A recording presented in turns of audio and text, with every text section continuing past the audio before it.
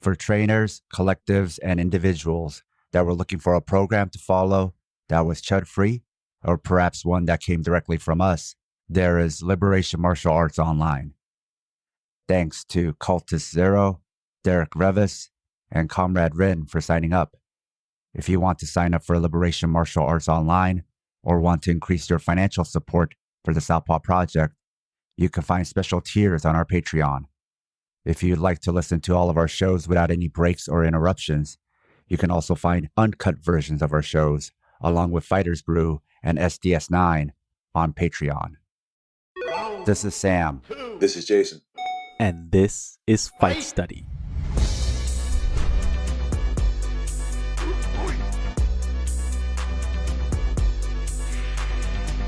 This episode was sponsored by SH, M. Shelton, Berkshire People's Gym, and New Guy. Coach Jason and I are back to discuss UFC 287, which might as well be called UFC MAGA. It was in Miami, and yes, we've talked about how reactionary the UFC can get, but this was the most reactionary UFC event of all time. And that's saying something. As one Twitter user put it, you could have called it a recruiting event for Bay of Pigs 2.0. You had the whole Trump clan there, all sitting next to Dana White and Kid Rock and Mike Tyson. Lots of Trump hats in the arena, shout outs to Ron DeSantis and air quote, freedom and America, fighters kissing Trump's ass.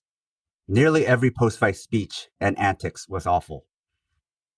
You also had the commentary kissing Trump's ass and making Dana White sound like a humanitarian. Then the weird criticism by John Anik, I think during the prelims, about one of the ring card women for being on her phone and quote unquote not working. For people who only watch the main event and at a bar, you probably have no idea how bad the commentary can get, and that's probably for the better. This being in Miami also reminds me of the Rightwing post by Danny Segura, formerly of MMA Fighting and now MMA Junkie, where he says he never posts politics, even though he lives in South Florida, so literally said nothing during George Floyd protests and all the bigotry in Florida, but then he says his takeaway from living in South Florida is, fuck Cuba. That tells you a lot about where some of the MMA media are coming from. Then you got the UFC merging with WWE, with two abusers in charge, and of course, their partnership with Disney, and of course, the parent company, William Morris Endeavor, formerly being the representatives for Donald Trump. It all really shows you how Hollywood, being liberal, is a lie. They're all in bed together and just brand in whatever way they think will make them more money. But to a bigger point, what happened to no monopolies? Is that no longer a thing? How is Disney not broken up when now 65 to 70% of Hollywood works for them and they own most of the content? And now WWE and UFC are going to merge into one super company. But what's really wild is that UFC and its fans are more surreal than WWE. Jay Snowden on Twitter said he finds MMA very interesting on a conceptual level, but the people it attracts he finds often morally reprehensible and not in a fun way. I don't know what he means by a fun way, but I mostly agree with that. MMA as an art form and sport is very interesting to me. That's what I like. The problem-solving aspect, the strategic aspect. The people and culture, not so much. Even some of the lefty fans in MMA who are often more MMA culture than leftist. Jason, did you have anything you wanted to add? Fuck, Sam, where do I start?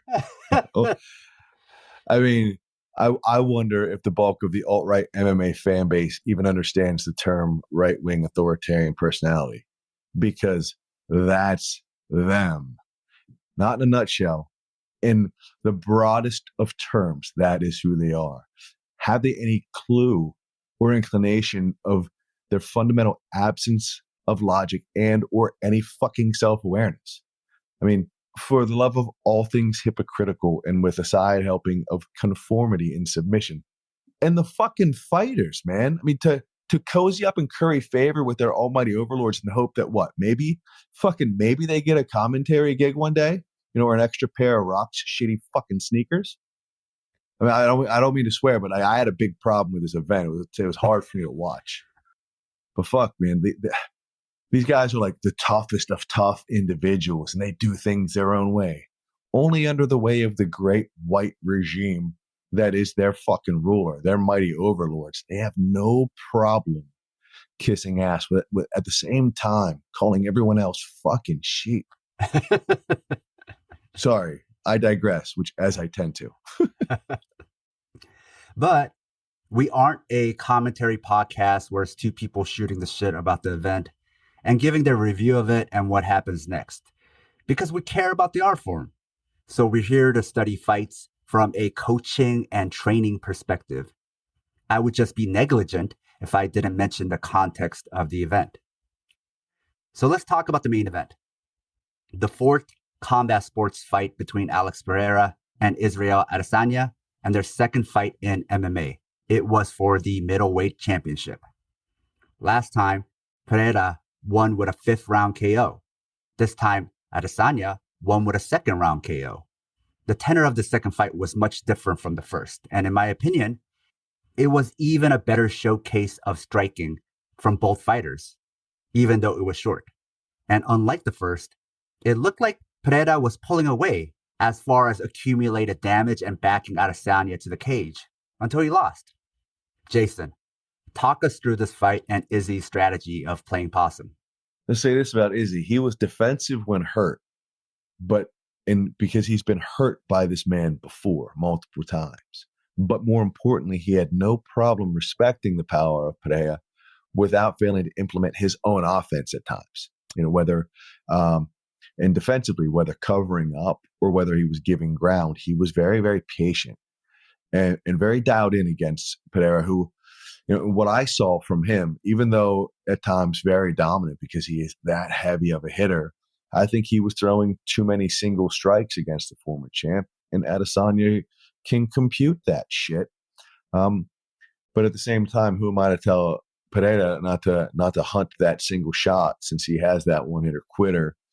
But Atasanya was starting to pick up on some of that timing, even though he was a little worse for the wear for it with the calf kick, and he got hit by what I thought might have been the stiffest jab from anyone under 200 pounds of all fucking time. So, yeah, to your point, it seemed like Pereira was sticking to what he did the first time around, which was a lot of single shots, but this time Adesanya was throwing a lot more combinations, especially just with punches.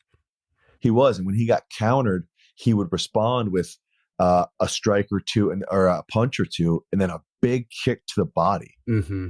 And that commitment to the body, I thought was really, really smart because it didn't really let Pereira reset. And when he couldn't reset, his rhythm was disrupted. You want to keep that kind of puncher, that kind of heavy striker. You want to disrupt their rhythm. You want to keep them having to readjust, having to reset their feet, or having to take a breath and catch a beat before they go again. And Izzy's also got a good chin. But he is, and with all his athletic gifts, he's a very, very smart fighter as well. And being able to put those, and he's fucking grizzled. I mean, he was getting hit with some shots and coming back with big body kicks of his own. And before he found that right hand 2 times in a row to end it, he was getting hit with some shit. He was getting pieced up and getting roughed up a little bit. But he has that kind of visual acuity and grit that even if he was getting pushed around a little bit against the cage until he decided, hey, man, it's time for me to fight back. So he was smart enough to cover, and he put ego aside until he started acting like a complete dickhead afterwards. But he put it aside. But hey, if I had that happen to me where I got lunched a couple of times, I might be a complete dickhead too. So it's cage fighting. I'd like to think they could all be better people, but I think it's a bit of a fool's errand. But that's what I really want to highlight about Israel Adesanya is that a man who had been pulverized multiple times, was able to weather a storm and find that shot. And I don't think most people who've never endured that kind of stress or that kind of duress or that kind of true courage under fire, you'll never understand how impressive what Izzy did was. Now, to clarify a coaching point that you made, right? Because For listeners, Jason was a longtime MMA coach, coached even at the UFC level. And so for you, maybe you sometimes say something and don't realize not everybody understands that point, or that's not common knowledge for them. So let's break it down and slow it down a little bit. You said something about throwing something out there just to break the rhythm, just to make them reset.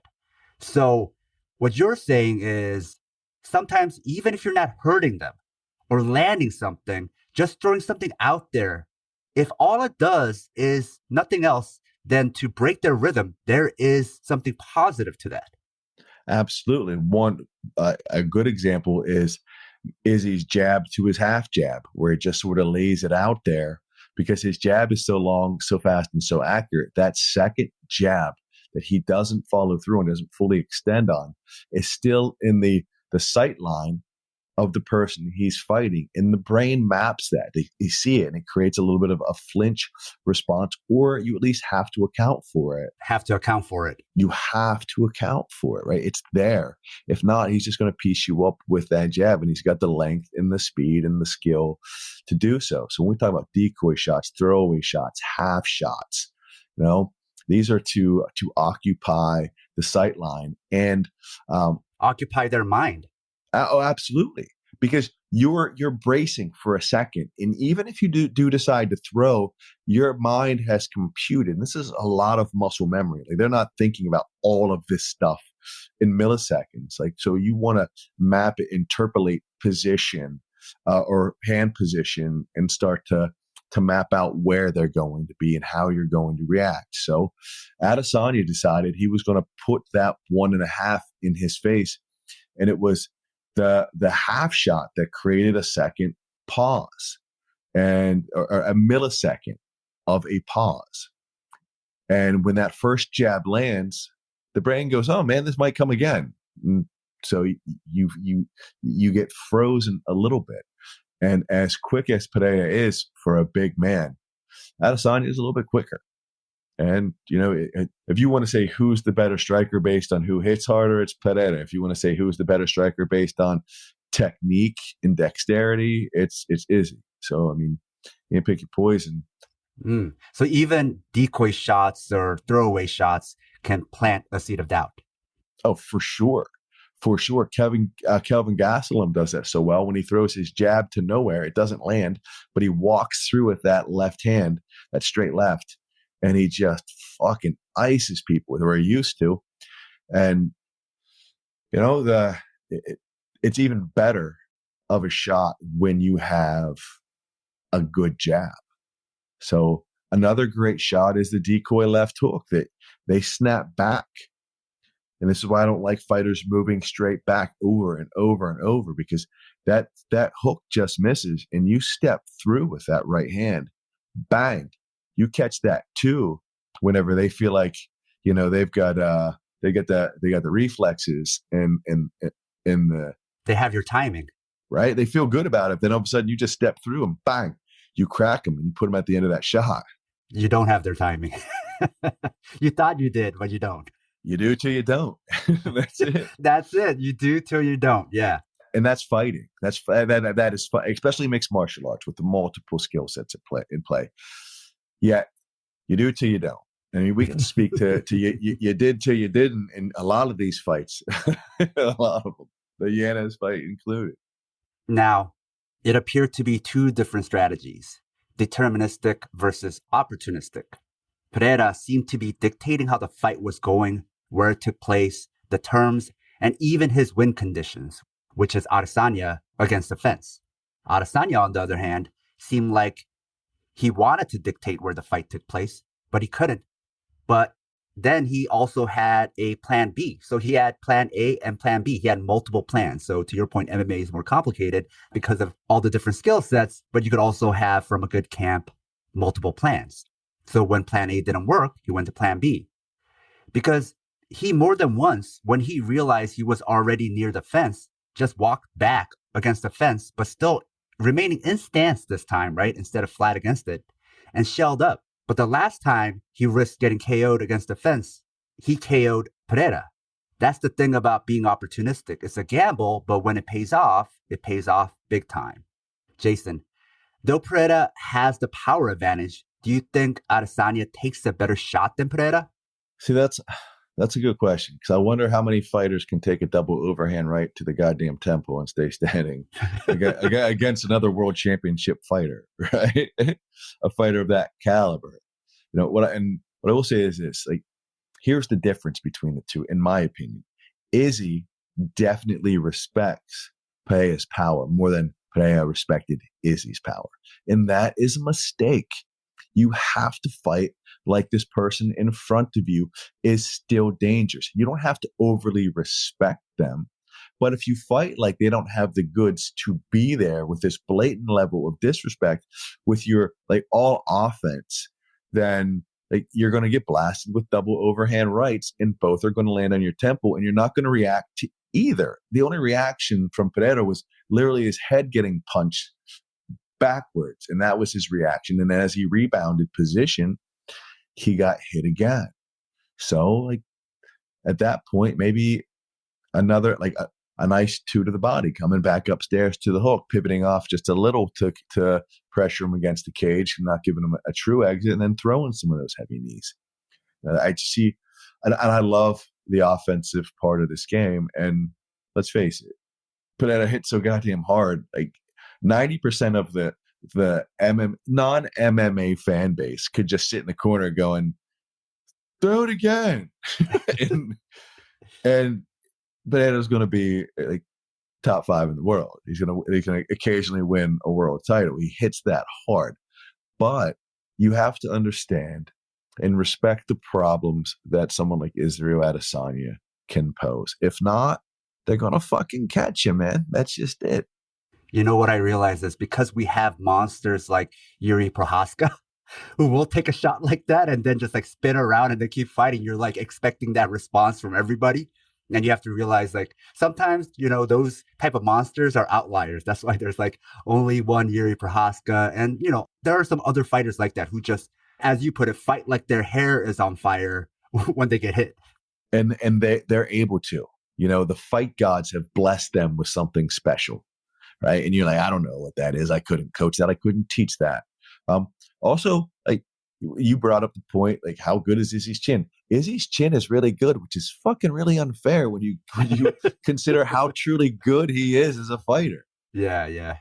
And I don't know anyone that can really get anyone that isn't Canelo Alvarez that can get away with throwing double overhand right, but Izzy did against probably one of the most dangerous left hookers, sub 200 pounds, and he did it, and he did it against against a ghost that haunted him pretty thoroughly throughout his career. Adesanya is known for his footwork, but in this fight, you really saw how Pereira glides around the ring and was so good at cutting off and pushing Adesanya to the cage. But it wasn't anything fancy. It was just small, purposeful steps used consistently. No neo footwork. A note to our listeners. If you love the Southpaw Project, please support us and help us get paid for our labor by financially supporting us on Patreon. This will give you access to exclusive bonus content, like early releases of Southpaw Deep Space Nine, our fictional narrative podcast, Fighters Brew, break-free versions of our shows without interruptions like you're hearing now, bonus articles, Fighters Brew transcripts with extra content, Liberation Martial Arts Online, as well as our private chat group on Discord.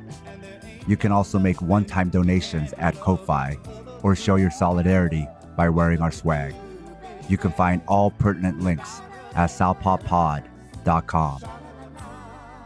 The fight was high level and both made adjustments from their last fight. What other adjustments did you see from both camps? You listed some of the things Adesanya made. Were there some things you saw from Pereira where you were like, oh, okay, you learned from the last fight? Not so much that I think he learned from the last fight. I think he always trusted that he was going to find his shots, and he did. And I liked when he went downstairs for a moment with that straight right to the body. But he also was able to take what was available after like kicking the lead calf of Izzy so many times, you would start to see some stance switches. And then whenever he would settle on a stance switch, Pereira would throw that right high kick. And I thought it would have behooved Pereira to string together some combinations that wouldn't allow, because as much ground as Izzy was giving at times, he was fighting on the lead quite a bit too and bringing it. And that, again, we talk about rhythm disruptions against someone who hits like that. I don't think you want that slow of a pace. Well, he just sort of sets up in times and plods. I think you want him working a little more rapidly. I don't think you just want to stay in the pocket and start banging with him right inside. But you keep him on his heels every once in a while and force him to reset. I think that's gonna benefit you long term. And to say this about Izzy, he was getting closer and closer to that right hand throughout the fight, to the point where if I had already heard the result before I viewed the fight, and I don't know how much is that bias just permeating my brain, that suggestive nature of knowing what's happening. But I'm like, God damn, man, that they said it was a second round knockout by right hand. I thought it might be coming in the first, because some of those shots were just missing. And if you watch it again, watch how many right hands just missed. So, and not that I think that fatigue was an issue, but I think it was Izzy's ability to come closer and closer. Earlier in the fight, it was with that half jab setup, and with less than a minute left or whatever it was in the second, it was after he was getting bombed on a little bit. Neither one of them have the best hand position, but both have pretty solid defense. Also, they have great chins. But when Pereira is being offensive, his shoulders tend to square, and he loads that left hook. And if that left hook is loaded, it's not at your fucking chin, man. And you can get caught with double overhand rights when you're right after a series of strikes that you've landed and a moment of dominance towards the ending, towards the close of a round. One of the things I talk a lot about in our liberation martial arts curriculum is the concept of perception. The way Pereira stands, which is what I call the H stance or forward stance, which is what you were referring to, where his shoulders are even, is where both his feet are pointed forward and his rear heel is raised. And his torso is also facing forward. So you can't tell what he's going to throw because his shoulders and hips are all facing forward. This makes him a nightmare to fight because you can't tell what's coming, but it also maximizes his reach. It's similar to a lot of old school boxers like Archie Moore, who took a similar stance. The weakness is defense. However, because you're not looking at your opponent from the side of your eye, but head on, you have much better vision and depth perception. So it's easier to see everything.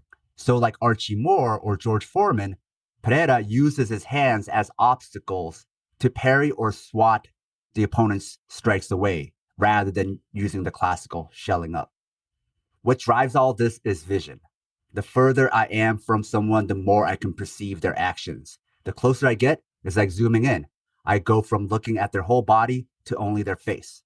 That's why when I teach a jab to the face, I still tell people to keep looking at the chest, not the head, because when you look at the chest, you'll see the head anyway, whereas when you look at the head, that's all you see. So you won't see the counters and you'll forget about moving away because you're so tunnel visioned. For Pereira, what happened at the end, he was trying to catch Atasanya with the hook again, but when he jumps in close for that tight hook, he suppresses his greatest weapon, which isn't his hook, but his vision. So he couldn't see Atasanya's counter. Part of that opportunity is because Pereira need Atasanya, with Atasanya falling to Pereira's left, which lined him up for the right, which is the danger of opportunistic game plans. It still relies on some amount of luck. Pereira lined Atasanya up for him and didn't clinch him to attack like most other MMA fighters would, because in kickboxing, you can't really clinch. And Pereira still fights like he's in kickboxing rules, not even Muay Thai rules where clinches are allowed. Even in their last fight, when Atasanya rocked him, a couple of things happened. First, Atasanya threw a false jab, or as you called it, a half jab, that wasn't meant to land, but only cover Pereira's eyes, so his visual eye line that you talked about. Then Adesanya landed the right. The shot after that, Pereira couldn't see anyway because of the ref. Again, vision. Pereira's game is so reliant on his eyes rather than even automatic defenses like automatically weaving after a right. A lot of fighters like Adesanya will defend a shot even if it's not coming or whether he sees it or not because defense is also a reflex. Pereira doesn't seem to have that. Even in this fight, Adesanya threw the false jabs again, even though he probably didn't need them, just to make sure Pereira's eyes couldn't see him. So his camp studied Pereira really well, and though I'm all about vision, there actually can be too much of a good thing, especially because in MMA, your vision will deteriorate. Now, if Pereira either came all the way in with a clinch and then threw uppercuts or stood further back and attacked with long-range strikes, he can maximize his vision. I think Pereira has become too reliant on his Sunday punch, his left hook, which tends to run counter to his primary advantage, vision. Jason, how can Pereira maximize his vision? Well, it's hard because you don't want to, and we speak to this a lot, you don't want to, in order to improve an aspect of a fighter's game, you don't want to take away what makes that fighter so dangerous at the same time. His left hook is that money punch for him. But at the same time, this is mixed martial arts. The things that if you miss a hook heavy and over rotate and you give someone an easy path to your hips, well, if Israel Adesanya's taking you down, your wrestling's not that great. So you need to make some better. Again, I feel like a dickhead saying this, but you need to understand that there is a world-class fighter in front of you, and a moment to break off after you get them hurt is different than just swarming and making their ability to counter with anything because you are so close. You were literally face to face with another human being, and when you get wild and reckless there, the danger posed by that person in front of you is amplified. And that lack of, like, in sparring, I see it all the time. People will just accidentally get headbutt or hit with an elbow when elbows are off the table because they are that close, and it is a violent, chaotic sport. So why you wouldn't sort of use true MMA cage techniques and just, but at the same time, like, he won last time bombing him against the cage. So I don't know what to say. Like, you can improve upon it, but I would never want to take away. Everything is Monday morning quarterbacking, which is the beauty of what it is we get to do, right? We get to analyze after the fact. But just a little bit more patience in measuring. But again, if you're the guy who knocked out Israel Adesanya 3 times or whatever it was, like, I guess you can take that one on the chin or at least on the temple twice in a row. For Adesanya and his camp, it seemed like they knew if Adesanya shelled up, Pereira would crash his own distance, which would give Adesanya an opportunity. So it really was great planning by City Kickboxing and execution by Adesanya. But it also takes a lot of courage to do this, to risk being KO'd to look for your own shot. So it speaks to Adesanya's composure. I talked about the reactionary backdrop of this event, and composure ties in perfectly with that point because the reason so many fighters turn to reactionaries like Andrew Tate and Joe Rogan and Jordan Peterson is because they need to gas themselves up to believe they're better than everyone else, that they're unique, that they're chosen. And right-wing politics appeals to that. And sorry to break it to Adesanya fans who either don't know or blocked it out of their memory, but this also includes Adesanya, who is also a fan and friend of Joe Rogan, Jordan Peterson, Andrew Tate, and lesser-known alt-right influencers like Andrew Schultz. Adesanya even went so far as to defend Rogan's use of the N-word, basically saying he has his permission, and made accusations that a left-wing conspiracy was out to get Rogan and other right-wing personalities. There's more examples than this, but that doesn't make Adesanya unique. He's just like most MMA fighters who are symptoms of chud MMA gyms, coaching, and culture. It's really hard not to be this way. What's weird is to project images onto fighters that's not them, especially an image they would be offended by or reject, like an image of what they would view as being a liberal snowflake. You might like that image, but that doesn't mean they do. So if you're a fan, be a fan of who they are, not who you want them to be.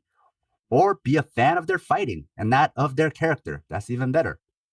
You can try that because fandom is always going to be biased and problematic and make you a hypocrite to all your other principles. Now, occasionally, you have fighters like Muhammad Ali, Khabib Nurmagomedov, Evander Holyfield, and George Foreman who rely on faith instead to draw their strength and self-belief from. There's a lot of religious fighters. I would say the majority are. But most do a hybrid of reactionary religion plus reactionary toxic masculinity self-help, which in the right-wing sphere, religion and self-help is real fluid. Martial arts tends to be very religious right-wing and libertarian. I literally never heard of libertarianism or people who identified as one until I walked into my first BJJ/MMA gym. That's also when I saw my first "Don't Tread on Me" flag.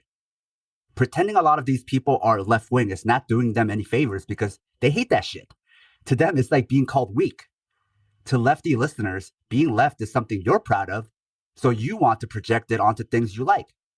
But to most in the martial arts world, that's like a scarlet letter. They, trust me, won't take it as a compliment and won't think you're doing them some kind of favor. Now, this event had a lot of good fights, but many of them went the way you expected, and there wasn't a lot of craft. Like Gilbert Burns versus Jorge Masvidal was a shutout, with Burns beating Masvidal like everyone expected. Raul Rosas Jr. showed that even if you're young and can fight in the UFC, you shouldn't, especially at bantamweight, because you do need that regional experience to get you ready for the UFC. Skipping that amateur and regional experience, especially if you don't have that world level wrestling background and are already older, in the long run can hurt your career, especially at 155 and below. 155 and below is the real pro league, in my opinion. And so for you to fight there, you really have to be ready. One fight that didn't go as expected, but showed a lot of craft before it ended was Rob Font versus Adrian Giannis. Now, we've both been high on Adrian Giannis because of his potential, but similar to Rosas Jr., being a prospect just means you have potential. You still need to develop your potential. Giannis, unfortunately, had his coach die of COVID. And I don't know what the specifics are, but a lot of the MMA world completely took COVID lightly or got conspiratorial about it. But that left Giannis coaching himself for a while, which I think hurt his development. Then for this fight, I think he linked up with Yves Edwards. And your first fight with a new coach is always an adjustment period. Edwards has also bounced around a lot from gym to gym. He was training Mickey Gall for a while and Holly Berry for her MMA movie. So maybe now he's trying to plant roots and start a team. But he's much more known as a pioneer MMA fighter. As far as a coach, I still don't know. So I still like Giannis, but cautiously. When I liked him, he was with Saul Solis. But now post Solis, I don't know what he will become. We saw what a coach dying did to Kevin Lee's potential. So we'll see. Also, this was a huge step up in competition to fight Rob Font. This fight, like the main event, was competitive until it wasn't. Jason, what did you see? Well, look, first let me say I love Giannis. I do. But goddamn if he wasn't all gas and no brakes in this fight. and he had his moments. And let's just put my bias aside for a minute. What I did see was Font come out immediately and put together three combinations with, I think, a total of like 8 or 9 or maybe even 10 punches in those 3 combinations before he decided to settle down and throw one solo jab.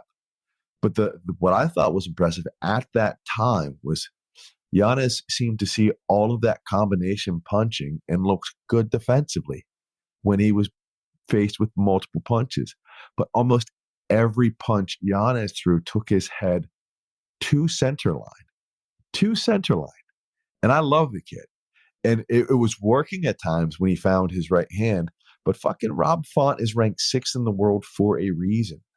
And his chin was rock solid as usual. I mean, the guy's never been knocked out in professional mixed martial arts.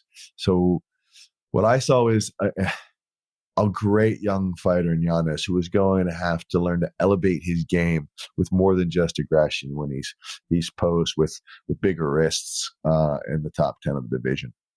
Okay, I wanted to ask you about that, about moving his head to the center line, because was it just Giannis getting overzealous, looking for the overhand counter, or was there more strategy to this, or was it just a bad habit? Man, I don't know, but I didn't like it, and I saw it immediately. And I'll say it again, right, because it bears repeating. Everything Giannis, every jab Giannis brought his head to center line. For listeners, that's a little bit weird, right? Because traditionally, when you throw a jab, you slip to the outside. To the outside, right? You don't headbutt right hands. And and when and I think he did that to bring his body through to throw his right hand. I don't know. That's the only thing I can think. And when he actually brought his head off center line, it was right into fucking Rob Font's right hand.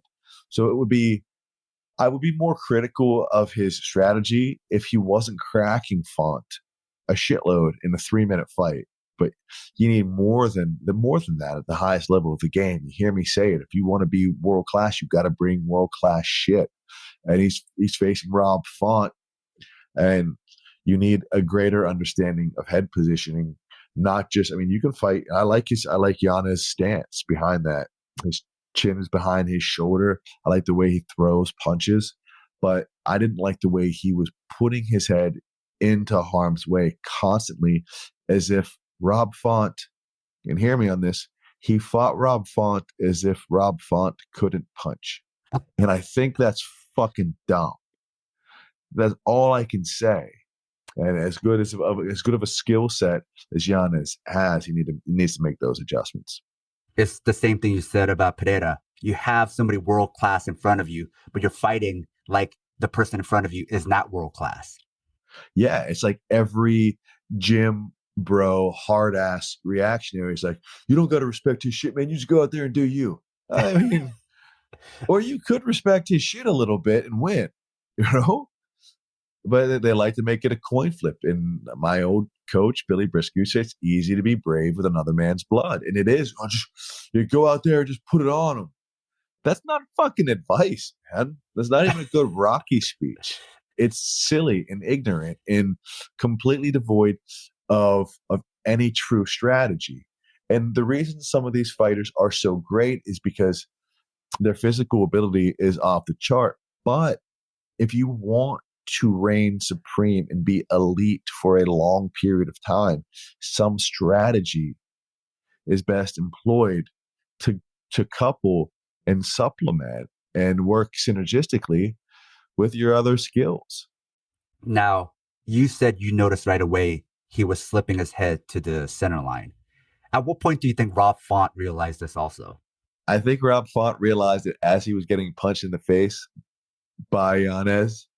And it's just like, I don't want to say that Font is lucky, but I think he is very aware of his chin. I'm not saying he's lucky he has that chin. Well, he is. He also is, because you're blessed with that. You're not working on your chin in the gym. But he does have that poise and that pocket presence. But he was getting blasted. But at the same time, he started to intercept Giannis' jab with his own. And then he would eat that jab and throw a counter right hand. And though he was looking a little worse for the wear, he was starting to find his shots even after losing exchanges with Giannis. So I think he was starting to compute it. And hey, to Giannis' credit, he was piecing up an excellent boxer in the division. Again, until he wasn't. And then things changed pretty rapidly. So imagine if he did that with just the occasional consideration of defense or stepping off. When as good as Giannis' jab is, when he was putting a kick behind it, he was landing some kicks. So you can start as with the excellent punching ability of Giannis, you can punch people into kick range more often. When he did, because it was only a 3-minute long fight or whatever it was. But you can get more of that if you are just a little bit more patient. And against some of the best in the world, top 5, top 6, even in the deeper weight classes, top 10, you're going to need that. you know? If you love the Southpaw Project, become one of our financial supporters. It'll help us supplement the cost of running this project, the incredible time and energy we put into it 7 days a week, and you'll be giving us some breathing room, not only to juggle Southpaw with our day jobs, but also to expand Southpaw into other areas. We can't exist without your contributions.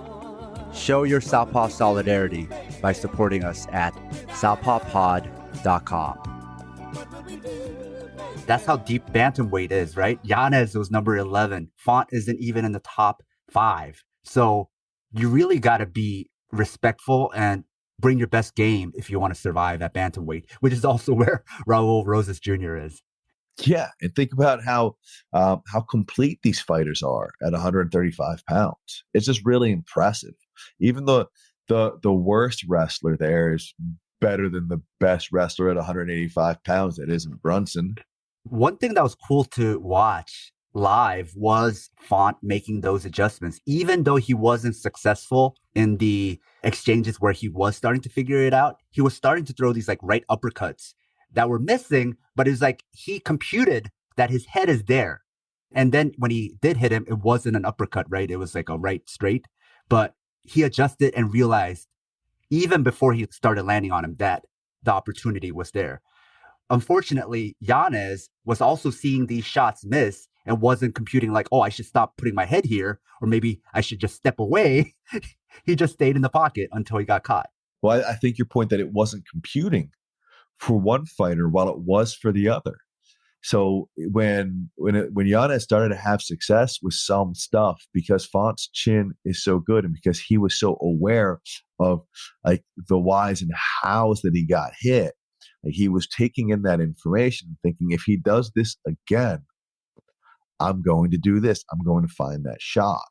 And you started to see that slowly unfold, and it almost seemed like the more good shit that Giannis landed, the greater the problem solving ability of Font was in real time, which was great to see. You know, other than the fact that like Giannis is one of my favorite fighters. Now, you talked about Font jabbing with Giannis, and Giannis is really known for making people pay for jabbing him. He's really good at countering the jab, which is maybe partially why he was slipping that way to look to counter. I don't know. But eventually, Font started coming through with his own jabs. Was it just the adjustment of like, okay, if I can't avoid Giannis's jab, I'll just like jab him at the same time?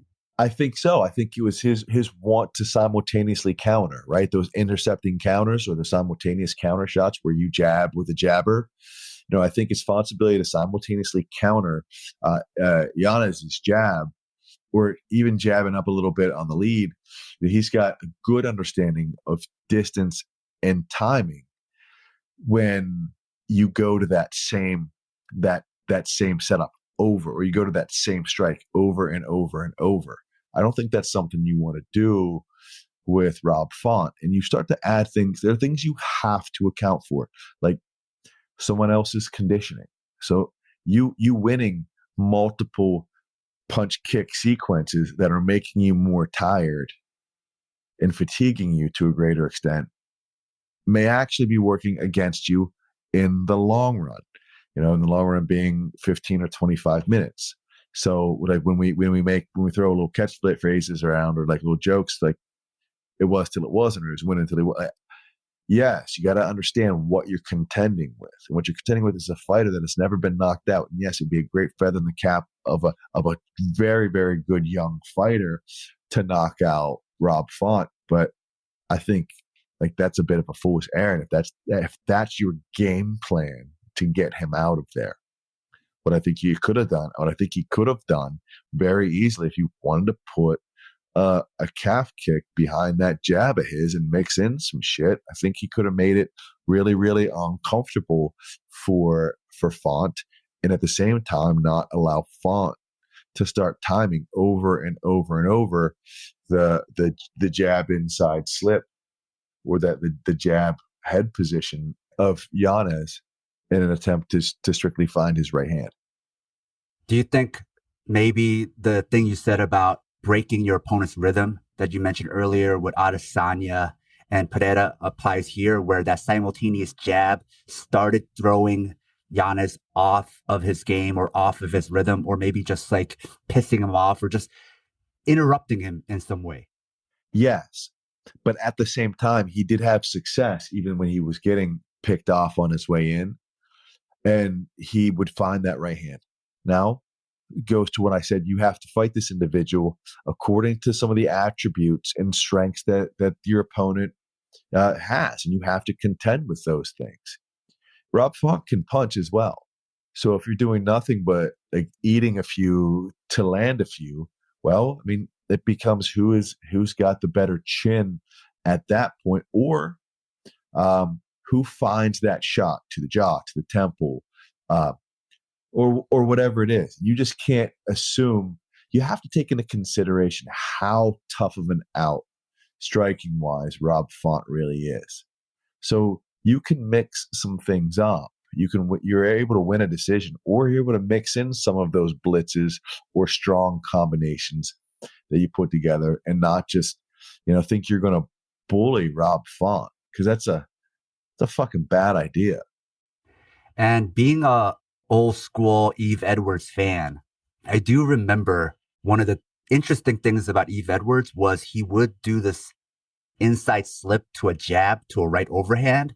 Sometimes he would even throw that jab kind of like a reverse fist to get underneath their guard or underneath their hands. And I wonder if that's a thing that he learned from Eve Edwards that used to work back in the day when fighters were awful, but you can't get away with against somebody like Rob Font. Well, we have to realize that Font can box as well. So a strong, one of the stronger skill sets, probably the best skill set that Giannis brings to the table is his boxing. And I'm not going to say that Font neutralized it, but he was able to at least mitigate it because of his own boxing ability. They both had solid hand position, and they kept their chins tucked for the most part. And so that coupled with Font having an excellent chin, those punches that you think are going to debilitate your opponent end up exposing you if you don't come back with either another striking continuation of that striking combination, or if you're not varied enough in strike selection to disrupt their rhythm and timing. If you're able to, I'll say this all the time. Giannis went in there throwing nothing but fastballs because he threw a couple of no-hitters in fucking college. And he thought he can come into the bigs and throw nothing but heat. But I promise you, if you take that, you might have some fun and you might get some pretty impressive strikeouts every once in a while. But a lot of motherfuckers are going to take you yard because they're able to sit on it. They're able to time it. And a lot of these fighters at the best of the best, at the top of this game, are first ball, fastball hitters. And if you come in with that shit, they're going to take you deep. And I think that's what Giannis did. I think he brought the game that got him there. Right. And that's great. But there's an evolution. There's a change once you get to the top 5 in the 135-pound division. One other thing I wanted to touch upon is something we've noticed as a pattern. A fighter goes to fight ready and gets better even in their first fight with them. This time it was Kelvin Gastelum who looked good for the first time in a long time. Even getting a shop-worn fighter to fight like they used to is a difficult task because of all the miles, and also they have different motivations and they might be filled with more doubt. So what improvements did Fight Ready make with Gastelum? Or do you think it was just more to do with the style matchup against Chris Curtis? Well, here's how I see it. Like, Gastelum's punch selection and setups were excellent. The other night, they were really great. And don't get me wrong, he's had those skills, right? And he's shown these techniques for years with moments of absolute brilliance. But a consistent and complete strategy beyond just his 1-2 has been lacking for years as well. Right? When he finds it, he looks great. He's got the goods. We know that when he's at his best, or when someone can't contend with that 1-2. But what I see from Fight Ready is that camp seems to instill a commitment to strategy built around right? This is the most important key here, built around being a more complete MMA fighter and bringing an MMA mindset. And it's just something as simple as punching them into kick range and then letting those kicks fly. You know, if they want pizza, give them fucking pizza, man. What do they want? Pick your poison. So I saw Gastelum, his punches, kicks, wrestling feints. They all had a setup and seemingly a reason built behind them. And also those fight-ready fighters seem to always have better cardio than they did prior to their strength and conditioning seems improved. And I think that has to do with the way, you get an Olympian and an Olympic champion and Henry Cejudo that brings that kind of training discipline and camp management to the table. In the next UFC, we have Max Holloway versus Arnold Allen. Arnold Allen has only lost once, but in the UFC, he's been undefeated. His biggest problem has been that he's been plagued with injuries. But you look at the names he's beaten, and he has an impressive resume. His last win was against Kelvin Gastelum, though that was a knee injury victory. Holloway, in his last fight, took a bad beating from Volkanovski. But we all know how good Volkanovski is. In the past, I would have picked Holloway in a heartbeat. But now I don't know, and the odds are fairly even for this fight. There's also the fact that Max hasn't done well with southpaws in the UFC. You got Dustin Poirier twice, Conor McGregor, and you have Alexander Volkanovski who can fight from both stances. And now you have Arnold Allen, who's another southpaw. So Jason, where do you see Holloway at this point in his career, and can he come through against the southpaw? Well, I don't ever count Max Holloway out, right? But the man has, what's he had, like 26 fights in the UFC? Something like that? I think he was at one point the youngest fighter in the UFC. Yeah, he's been around for a long time, like 13, 14 years. That's a long professional career. But here's a big but. I think the chin, cardio, and volume from Max Holloway make him the second best fighter at 145 pounds. So those things aren't going anywhere. I mean, the chin maybe, but he seems to have a chin, which might be the biggest problem. I mean, he's been in these fights longer than he should have against Volkanovski. So to that, I think that the chin, cardio, and volume for Max Holloway are going to be a bit too steep of a learning curve for Arnold Allen at this stage of his career. But at the same time, I think even in defeat, someone like Allen will come out better for the beating that I anticipate him receiving from Max Holloway. So speaking of Allen then, what do you think of him as a fighter? I feel like if he wanted to like fight, he's so big, he's increased, and he looks like a roided up Jeffrey Dahmer. And there's the way he fights, he's is really, really aggressive, and he's got good grappling. And if he wanted to fight me, I'd be like, no. Because I don't want a guy who weighs 40 pounds less than me to beat the shit out of me. He just seems like that kind of guy, or he fights with that kind of verve. Again, that kind of pace is going to be tough to sustain against someone like Holloway. But I really like Arnold Allen as a fighter. As a southpaw, he finds a real nice left hand. He can wrestle a bit. His grappling is good, and he looks strong as shit. And he can obviously punch incredibly well. But a lot of those things are. I speak to how physical he looks, right, at 145 pounds, and his ability to overwhelm some guys, like he overwhelmed Dan Hooker. I don't know if anyone that isn't Alexander Volkanovski in that kind of ring craft and fight savvy is ever going to do that to Max Holloway. And I think Max Holloway eats that kind of Arnold Allen aggression. I think he eats it up. But I still like Arnold Allen as a fighter. I really do. I think he's going to be fantastic. I mean, he already is great. But I like watching him fight. I like the way he brings that shit forward. And he used to be with Faraz Zahabi at TriStar, and now he's over with Leon Edwards' camp, which I think is a good move. And doesn't seem like TriStar has anybody anymore. They're not really producing the same level of fighters.